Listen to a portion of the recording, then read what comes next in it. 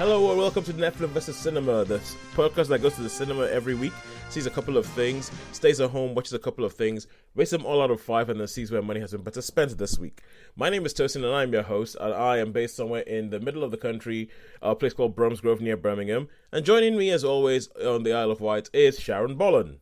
Hello. And at the moment, she is the only one joining me because we have a whole bunch of different sort of like, shall we say, logistical challenges coming up, one of which you might just have heard. Daddy, what is that for? Thank you, Kemi. That was right on cue. That was right on cue. This is to record my voice so that Auntie Sharon can hear, so that we can make a podcast with it, okay? And you know what we need when we're making a podcast? We need you to please be a little bit quiet, okay? Can you go back to the kitchen and finish eating your bread? Thank you. Yes, that's right. We have children. We have work calls. We have random things keeping us away, like logistical challenges, which means that this is going to be an interesting podcast to record. Anyway, I think you find us in one of these weeks where the people who schedule cinema releases seem to have forgotten exists, because there is nothing really new. There's not that much new in cinemas this week. Because I think we haven't spoken about The Crow, but that was released last week. We've got a film called Afraid, with the AI being highlighted on the poster, which I guess it looks like it's sort of like a Blumhouse horror movie, but based all around AI. And yeah, that's about it. It seems like people are running scared from something in the cinema, but that usually only happens after a Marvel movie has been released. And to my knowledge, nothing like that was released last week. No, they're just worried about people going back to school. They're just tired and back to it. Actually, that is a good point. It is the week where people go back to school, so I'm not sure what kind of films you would schedule there, because obviously when people get off from school, that's when all the kids stuff gets released and all that. And all I could see, I guess I could find that there was like a Bluey thing at the cinema, which seems to be a couple of episodes of Bluey just sort of like put together and released in cinemas. And I'm thinking, I guess if you're a desperate parent and you need to get your kids out of the house, but honestly, I just think there'll be episodes you've already seen anyway. If, like me, you've seen almost every single episode of Bluey, so I don't understand why you would go and spend somewhere, for some people, probably be in the region of £25 by the time you're taking your kids and everything like that in. So yeah, but yeah, well, I don't know, but you have got you've got yourself a new cinema buddy who seems quite keen about going to the cinema now, don't you? Yeah, I think, because we were going once every month or so, and then I think we'd gone a couple of times quite close together, and it was like, let's get a cinema. So she decided to get an unlimited, so now it's like we've been going once or twice a week. All right, okay, cool. And so she seems keen to, it seems like she's got that sort of like new thing of everybody who's got a Cineworld unlimited card, where it's kind of like, I don't care what's at the cinema, let's go see it. Oh, yeah, let's go. Yeah, so she went to see Deadpool and Wolverine. Yeah, Deadpool and Wolverine. I didn't go to see, because I wasn't that interested. So she actually went to see that on her own. Oh, wow. Okay. Yeah. So I think Rachel might become a sort of like, a secondhand film reviewer for us. Yeah. So what is it that what did Rachel think of Deadpool and Wolverine? I think she found it okay, well, only okay, because she didn't know the films. She loves,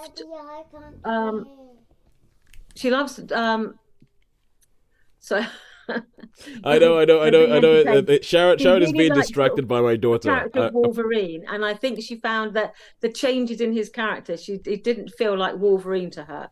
But it was still Hugh Jackman, but the characterization didn't feel like the Wolverine that she liked. So she didn't like that aspect of it. She liked it was very sweary, and a lot of the pop culture references she didn't get, because for the other films, there's some of the cameos.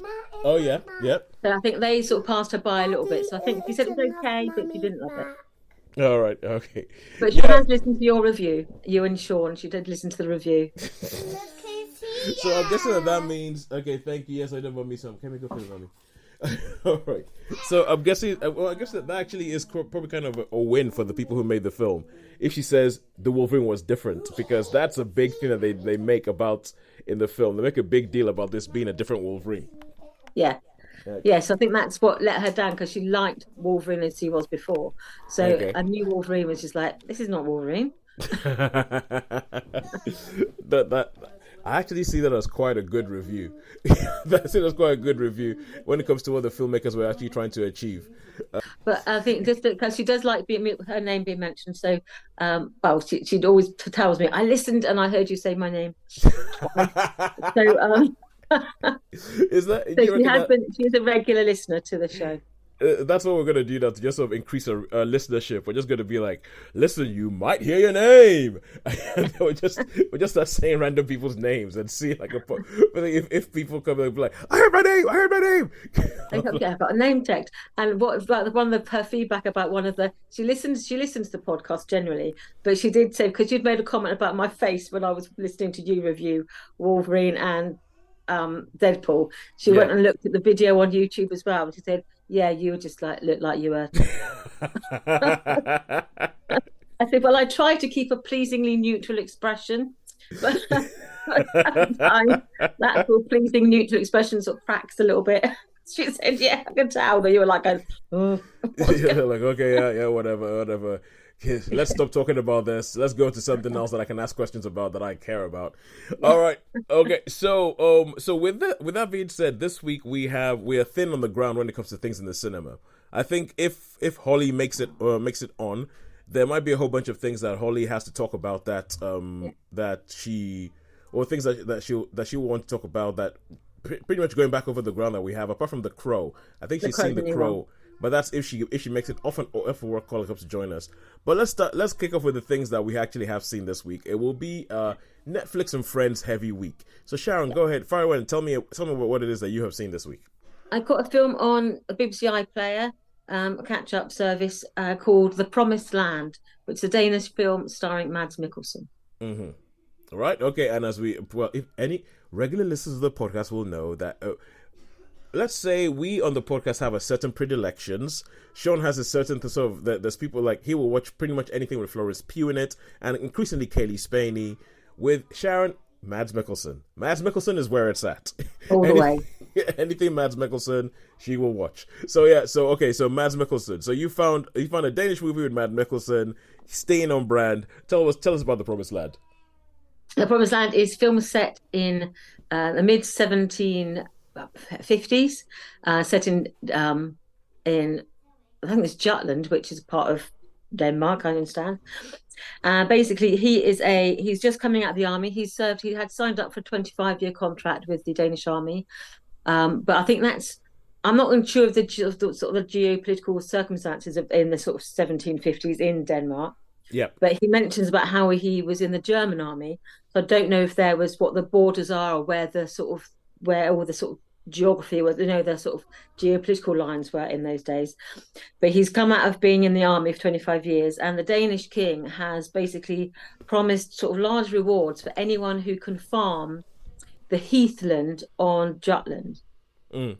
It's largely uncultivated. It's completely uncultivated. There's no settlements there. There's a few outlaws sort of living, in the wilds.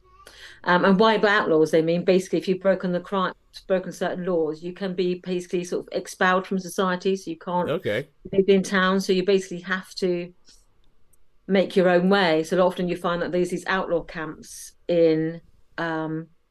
It's like being banished.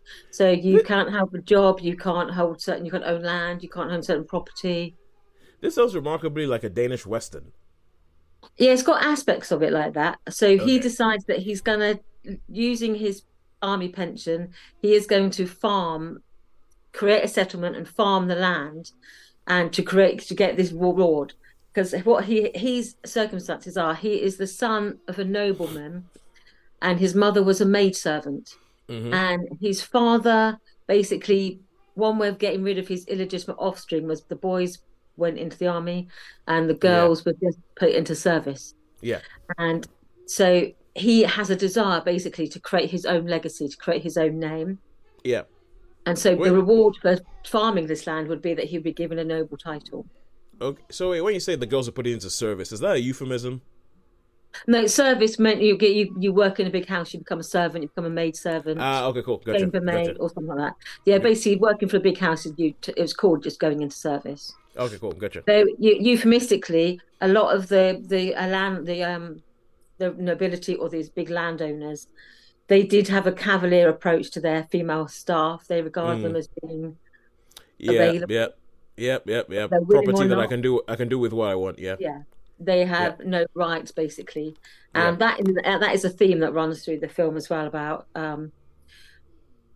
when he sets up the he creates this he locates a piece of land that he believes has potential, so he could farm it, yep, and he's going to invite these people to create a settlement, but he has to basically he has a time frame when he has to plant and harvest a crop, yep, and so when he starts to do this, he comes in opposition to the local landlord who regards the land as his. He doesn't yep, own it, it's crown land, but the local landowner has basically had like this proprietorial rights over it. yeah, And he is my man, just like his father. He's an aristocrat. He's careless of the virtue of his maid servants. He abuses them. He is very hard on his tenants. Anyone who abuses, who sort of like tries to do anything independently, he's brutal with them. He like will have floggings, and he's quite a brutal landlord. And they come into this sort of head-to-head conflict. And some of the people who seek refuge with Mads' character, who's called Ludwig Carlen, yep. they have like there's an indirect opposition to this landlord, and so there's this conflict throughout the film as he sort of tries to sort of create this new life for himself and to earn his own the right to be sort of not just an illegitimate son of a nobleman. He wants to have his own title, Yeah. his own legacy. All right, cool. So far so good. But what did you think about it? What did you think about it? I think, well, I really liked it. I thought it sort of ticked the boxes for me. Even though I'm not a fan of sexual violence in films, I don't regard Mm. it as being entertainment as such. But Yeah, I one think they hundred did it percent. discreetly enough. You understood what it was about without actually being explicit, which I think is the way you handle that sort of topic. I don't Yeah. have to. Mads is obviously, I just don't think it's not really doing wrong in my eyes, but I do think he plays this sort of stoic, noble sort of character really well, Yeah, yeah, who can sort of take a lot of punishment and just, he just takes it. And you know that he's tough and he's a strong man to the core. So he played that, he plays to his strength. And in this, he certainly played to his strengths. I thought the supporting cast were really good. Scenery, beautiful. The bleakness in the winter, was, you could feel it through the screen. So for me, it ticked all the boxes. So I'd give it a 4 stars. ooh, bang on that. Yeah, I think a couple of things with that. Oh, sorry. So if you wonder what that Oscar music was, that's the music that tells us you've been reviewing this thing for too long. Now shut up. But and then we go on for another minute or so. Yeah. Yeah, because the thing with Mads Mikkelsen is I think that there is a difference between Mads Mikkelsen in Danish mode and Mads Mikkelsen in English mode in the way Yeah, he is used, in the way he's used in sort of English, invariably Hollywood sort of American movies, and the way he is in Danish movies. I feel like you get a different prospect. yeah, It's yeah, he's allowed to be quieter. I find in Danish movies, and absolutely. Yeah, it's not all what yeah, he says; it's what he does more than what yeah. he said sometimes. Yeah, he's allowed to be quieter in Danish movies, and he's allowed to not be evil because Yeah, because in Hollywood movies, once they bring Mads Mikkelsen in, it's like he's going to use that quiet stoicism thing. It's usually kind of like a shorthand for evil, yeah. but I find him interesting. I mean, the main film I've seen him in Danish is a film called Another Round, which I think I reviewed. I reviewed Yes, a while back. yeah, But I don't think yeah, you've seen it about the four friends who decide that there's a certain level of alcohol you should keep in your blood the whole time, yeah. and then just That's try and one of the few ones I haven't seen of his, but yeah, I've yeah, seen lots of others like Riders of Justice yeah, and The Royal Affair and Jungen and yeah, there's Valhalla quite a few. Rising. Valhalla Rising, one of our first. I think that's the first one I thought, hello, Yeah, who's and so this? so So, I'm more or less watched nearly everything he's done since then. all right. Oh, okay, cool, good stuff. So that is you said 4 stars, 4 stars Four for stars for me, The yeah. Promised Land, 4 stars for Mads Mikkelsen's face, 4 stars for Mads Mikkelsen's stoic face. It was already like it has Mads Mikkelsen. Well, cool. That's 3 stars already. Let's see what else you can add to. Let's see what else you can add to this. It's pretty much Sharon's Mads Mikkelsen Yeah. I don't think I've scoring ever seen one scale. that goes below a 3. I I think he's good at choosing Oh, things. there was that one chaos. Is it Chaos Talking or something? Chaos Walking. Chaos walking, yeah. He was in that, and he was just again. He was. They didn't know how to use his Yeah, strengths really, yeah, yeah, they're and Hollywood film. And without seeing it, I'm giving it a 2 for that Dumbledore movie he was in. For that Harry Potter. Oh yes, that one. Yes. Yeah, because I'm like, even with Mads Mikkelsen, I don't think anything can save that bin fire. But okay, so and now for me, I think the only thing, because I doubt it's unlikely we're gonna get anybody else, so it's just gonna be the two of us, nice and quick, boom, boom, boom, in and out this week. The only thing for me is I've finished seeing the second season of One Punch Man on Netflix. And Okay, because I remember you reviewed the first season. yes, I remember reviewing the first season a while back, and it's one of these things where I think most people who've wanted to watch the second season of One Punch Man in the UK have had to go through less official routes than Netflix, shall I say? Because it seems to have been out for ages, but just hasn't come here for ages. And the weird thing about it is that even though I have watched One Punch Man, I know how Netflix every now and then it just pops up and tells you, "Oh, this thing you're watching, there's more episodes of it." Nothing like that happened. I'd watched One Punch Man on Netflix. I'd seen nothing about it. And then one day I was just sort of scrolling through, funny enough, after having a chat with a friend of mine, and talking about, I haven't seen One Punch Man season 2 yet. I just noticed, oh, One Punch Man's there. Hang on a second, there's new episodes. Why wasn't I told about this? And the whole idea behind it is that it's a Japanese manga. It's a Japanese manga. It's centered around this character called Saitama. And this guy, he's called Saitama, and he's someone who I can't remember what the original story was, but he decides to train to become like, to become like the hardest hero in the world and everything like that. And he finds that he's trained so much and he's trained so hard that he is essentially unbeatable. So everything that he does, like every time he meets a foe, he defeats them with one punch. Like even when he's not trying, he defeats them with one punch. And it becomes this really weird thing where it's almost kind of like a satire of your typical Japanese adventure show, which is usually about this person going and finding, and I must train, and I must become a sensei, and I must reach this sensei, I must do this thing, and I'll fight this kaiju, and I'll fight that kaiju. And it's all about how they keep building and how they keep building, going, and things like Dragon Ball Z. It's all about getting stronger and finding the next biggest opponent. But this show just sort of flips all of that on its head, because you have this hero who is just bored out of his skull because there is absolutely no challenge for him whatsoever. So there's people, all these things, and there's like monsters coming to the thing, and he just sort of speaks in this sort of like monotone where it's all in Japanese, so I can't really do the monotone, but it's just kind of like oh wow, look, another monster. Yeah, I guess I'll go fight that then. And he's just so, and the word that a friend of mine, Yatish, who I was talking to about this, uses to describe this is ennui. He just has this ennui about everything. He's just kind of like, oh, well, okay, fine. There's another monster. Can you deal with it? Okay, can nobody else deal with it? And I find this show hilarious. I think it's hilarious because it goes into all the sort of, it's almost kind of like, it's a satire on sort of what Japanese mangas usually are like. It's a satire on what sort of like adventure cartoons and stories usually are like. I think it's even stretching in this particular season. Is even stretching into a satire of things like the superhero world and all that. Because in this world, you have a superhero association, and all the superheroes are ranked based on how many saves they do, and whether people have seen them on social media, and how much credit they take for defeating monsters. And so they go into this whole thing about the different levels of, there's a class A hero and there's a class S hero. And in this one, you actually have the monsters have had enough of being beaten up on. So the monsters decide to set up their own organization. And there's a monster organization that comes together to go and have revenge on the humans for so. And they have all these other things. Like there's a character who is, there's a character who has been watching all these shows from when he was a kid.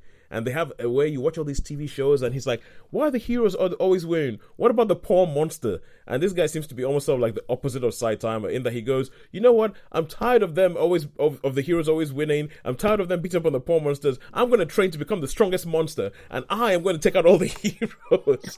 And there's so they have all these storylines that in most other shows would be like the main storyline or the big bad for the season, everything like that. And the trick of One Punch Man is that you have Saitama, who's the hero in the center of all this stuff, who just really doesn't care. He really doesn't care. He sort of like just sort of swans through life. He's sometimes more he's more interested in beating a video game or getting to the end of a video game than he is about, like, you know, a new monster showing up, because he's like, oh yeah, well, you'll see what happens, because he knows that the second he shows up and the second he sort of like lifts a finger, it's over. And so this season 2 ends in a kind of like in a comeback for season 3 way. And when it comes to Japanese mangas, I usually have a thing where there's one particular one. There's one called Bleach. I'm sorry, Japanese animes rather. And there's one called Bleach, and I can't watch this because it's never ending. Bleach has something like over 300 episodes, and from what I understand, it hasn't stopped.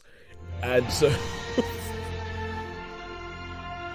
yes, I know I've been talking for too long, but it hasn't stopped. But for One Punch Man, I think each season is around about 12 episodes long, and it's as if they know, yes, we know this is what happens. We know this is what happens in most animes, and they just rip it out, and they just sort of like make fun of it. So it's quite satirical. I quite like it. I would give One Punch Man season 2 4 out of 5 stars, and it's a very easy watch. There are some bits where you feel as if, okay, no, that's going on a bit long now. Okay, cool, fine, keep it. But generally speaking, One Punch Man, brilliant show. I think. Normally they're quite compact episodes, aren't they? Sort of like 20-25 minutes. Is that right? It's run about 25 minutes. I mean, I wouldn't go as far as, because if we talk about different predilections, I am the animation guy on this show. Yeah. I am the animation guy. If something is animated, I'm kind of like, yes, let's go. This is one of the greatest art forms we ever have. And you are the opposite. I'm the opposite. Yeah. You're the opposite. You think animation, it must be rubbish. And I wouldn't go as far as to say that this is an animation show that I think you would enjoy, because I think that there's things to do with it, and there's things to do with the style of the show and the way it works that I think you would enjoy, but overall, I don't think it's enough for you to get into it. No. So but if you like animation, if you're wondering about Japanese anime and everything like that, I think One Punch Man would be quite good. But if you're really into Japanese anime, I think that there's people who are more into Japanese anime than I am, and they would get a lot much out of One Punch Man, because they will get all the different references that I miss out on, and I just think this is hilarious. But the way I go about it, so that is it for me with One Punch Man season 2, and with that, with somebody coming in, yes, I know you are, and with somebody coming in and demanding my time, I think that might be all we have time for this week on Netflix versus cinema. It's so. Yes, so yes. Yeah, who's won this week? All I know is that, as I said, the people who schedule cinema movies, or people who schedule films coming to cinemas, they need. I just want to understand what happened with this week and why they decided nothing new, because everything's all bunched up together, because there's like 3 new ones last week and then nothing. Yeah, I guess we had Alien Romulus, but I wouldn't have thought that would have been that big a thing for everybody to be running from. No. It's not on the level of a Disney or a superhero movie or anything like that. But it's just weird. I feel like there might be some sort of algorithm, talking about AI, that figures out when are we going to release a film. It's like, oh, is there a franchise movie being released? Avoid it the week afterwards, even though the franchise might not be that alive and kicking, so to say, I don't consider the Alien franchise to be. Right, but anyway, until next week, when we shall see something, I'll see if there's anything in the cinema. I don't have a clue. Have seen something. Yeah, I'm going to try and see something as well. It's a goodbye from me. And it's a goodbye from me. Yeah, we will see you next week with hopefully more than the 2 of us. Yes. Thank you for joining us. Bye.